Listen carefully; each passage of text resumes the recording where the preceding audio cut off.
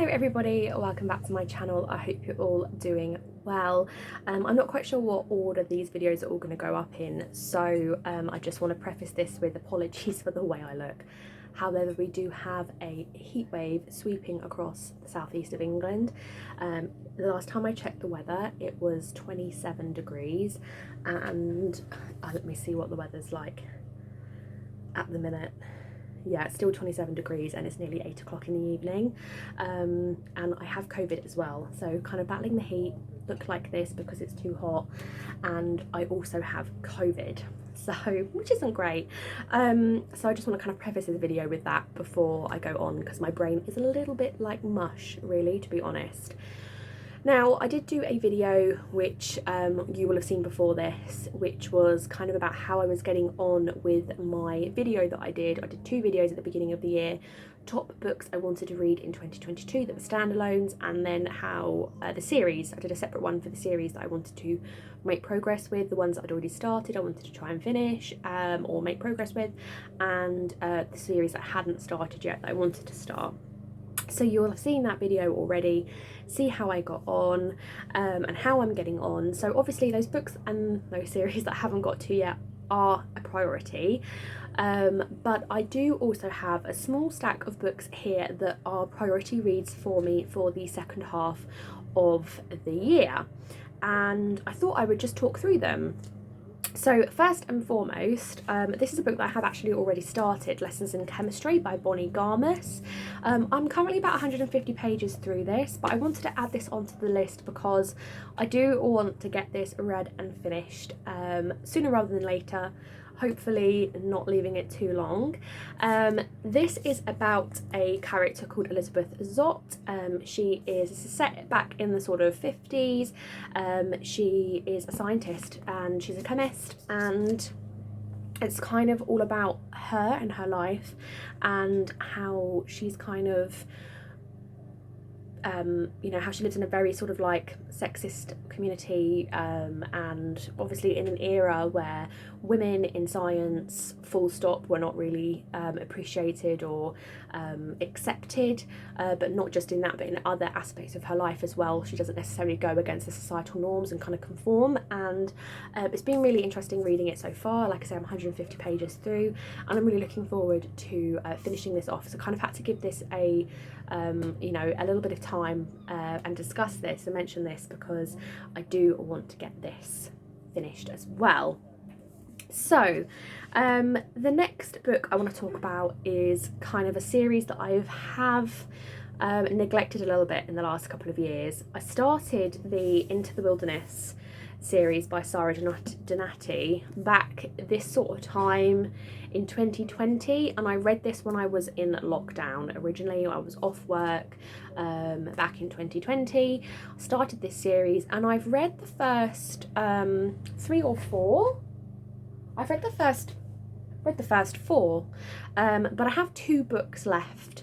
The first one being Queen of Swords, and then the final one being called something about the forest, the endless forest or something. I can't see it, it's hidden behind what's going on here, but basically I've decided that I think I want to restart the series. So I'm not necessarily going to make progress with the series this year because I probably will end up cracking my way through the first books again, but I kind of wanted to mention the one that I haven't read yet, and I do want to give this some time and kind of go back to this and prioritise getting back to this and then actually finishing it, because I've really enjoyed the series so far that I've read.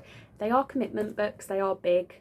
This one is like on Bible pages, they're really, really thin pages, and it's like 876 pages, this one. The typeface isn't too small, and like I say, they are Bible pages, so they're really thin, but it's a big book. This one isn't quite as big, it doesn't feel like. This is 580 maybe pages, 580 pages, so this is a bit smaller, but the series is just amazing. The series is about a character called Elizabeth. Initially, the first book, she travels to her father's settlement in New York State in 1792. She is in her late 20s. She's a spinster. She's never gone to the settlement before. She was born and raised in England, and this is her first time going over. She hasn't seen her father in years. And yeah, she's going over to, I think it's called Paradise, the settlement, and she meets kind of all these people on the settlement that maybe are a little bit of a diverse kind of group of people, like America was back in the late 1700s. And this settlement also has quite a kind of, I don't know if it's actually on the settlement itself or if it's kind of like adjoining land that's very close and adjoins to the land that her father owns. There are kind of like Native Americans, Mohawk people, descendants. I wouldn't exactly call Nathaniel, but anyway, it's all about her time, her travels, her time she then spends in the settlement and what she does, and it's amazing. Anyone that likes Outlander will love this. What I've quite enjoyed is that the series as a whole, like these first two books, this one and Dawn on a Distant Shore, kind of like followed on from each other, but then we did take a bit of a jump and we kind of like went on, I think almost like 10 years, which was quite nice to see kind of like a different side of it, and it kind of makes it a little bit more seamless to pick it up again because as time's passed, if that makes sense. So if you've left a bit of time, it's not like you need to know every single detail because it's jumping time as well. Does that make sense? Anyway, like I say, I want to make a start on rereading this series and then finally finishing it. Don't see myself necessarily doing that this year now because it's too late in the year, but want to make a priority of restarting it for sure. So now, another book kind of follows on nicely from that is The Lost Queen by, I don't know how to pronounce this name, I'm really sorry, Sinye Pike, perhaps. This is kind of dubbed as a book that if you've read Outlander and enjoyed it, you'll enjoy this, and it actually says on the front cover, Outlander meets Camelot, a sweeping magical tale. I don't know an awful lot about this one, but I'm going to read it out, the back blurb out to you, or a little bit out to you as much as I can. Introducing Langareth, a forgotten queen of 6th century Scotland and sister of the man who inspired the legend of Merlin. In a land of mountains and mist, tradition and superstition, Langareth and her twin brother Lalakin are raised in, I don't know if I'm pronouncing them right, are raised in the old way of their ancestors, but the rise of a new religion heralds an era of disruption, bloodshed and riot. When conflict brings the hero Emrys Pendragon to her family's door, Langareth finds love with one of his warriors. Her deep connection to Maelgwyn is forged by enchantment, but she is promised in marriage to the son of a Christian king.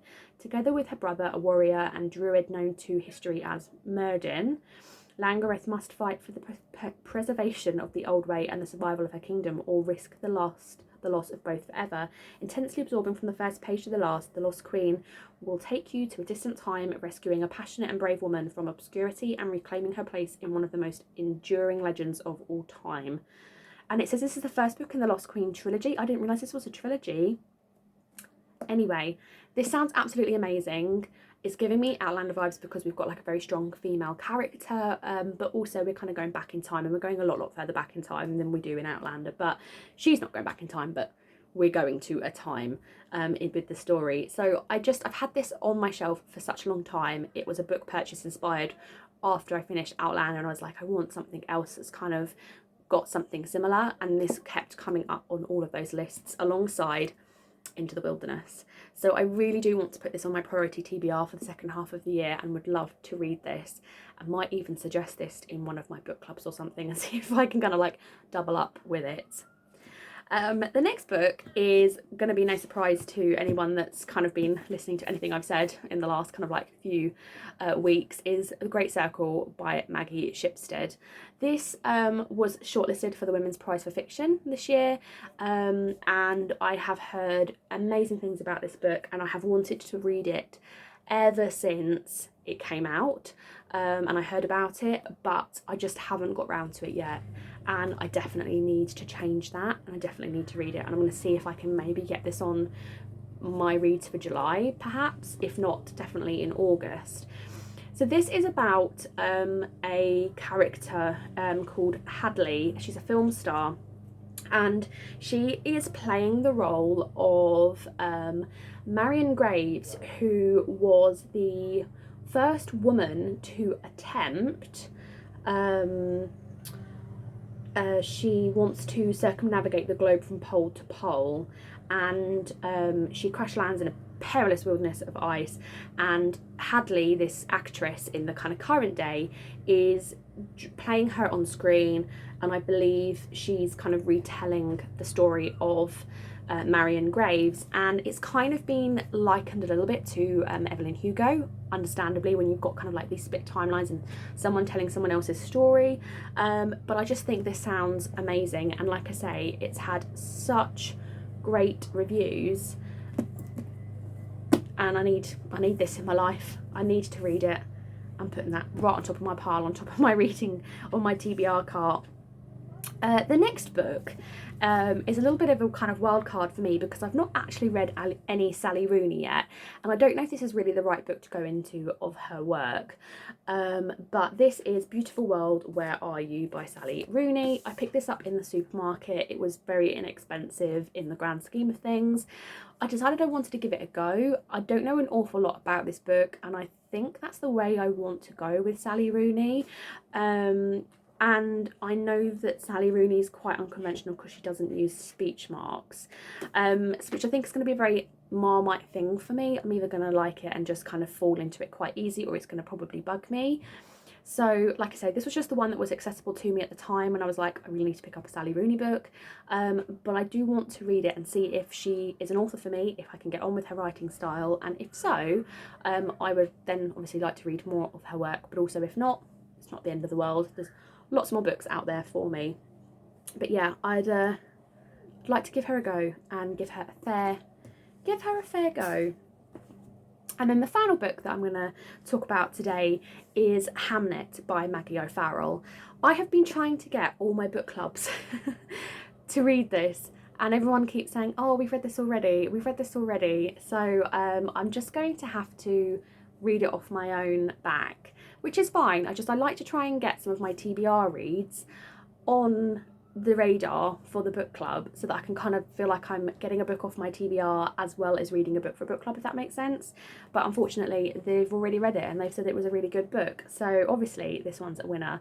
I've heard so many great things about this book. This is about basically Shakespeare had a son called Hamlet who died in 1596, which is a plague year, and we don't know an awful lot in history about Hamlet, who he was, and obviously a lot of the story around him surrounding his death, we don't know a lot about it historically.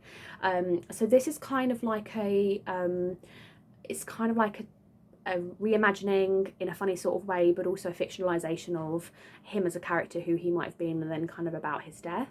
The blurb says, on a summer's day in 1596, a young girl in Stratford-upon-Avon takes to her bed with a sudden fever. Her twin brother Hamlet searches everywhere for help. Why is nobody at home? Their mother Agnes is over a mile away in the garden where she grows medicinal herbs. Their father is working in London. Neither parent knows that Hamlet will not survive the week. Hamlet is a novel inspired by the son of a famous playwright, a boy whose life has been all but forgotten, but whose name has given to one of the most celebrated plays ever. Hamlet was actually the inspiration for the character Hamlet, and then obviously the play Hamlet. So obviously this is a reimagining, and this is a bit of a fictionalisation of the person Hamlet, but intriguing, and I'm intrigued to read from this and also see Stratford-upon-Avon, because I've visited Stratford-upon-Avon several times and I love the town. Is it a city? A town? A city? I love the area. It's beautiful, and I think it'd be really interesting to read this, and like I say, I've heard really good things about it.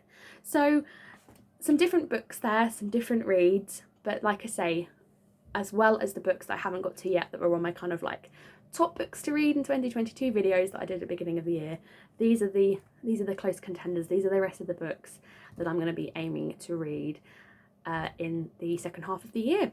And I'd love to hear about what your plans are, what your reading plans are for the rest of the year. Is there a book that's on top of your list that you're dying to read? Or have you got one of these books on your TBR and would you like to do a buddy read? Or whatnot. Or if you've read any of these books, I'd love to hear about it down below in the comments. So I hope you enjoyed this video, guys, and I'll see you all in the next one. Bye!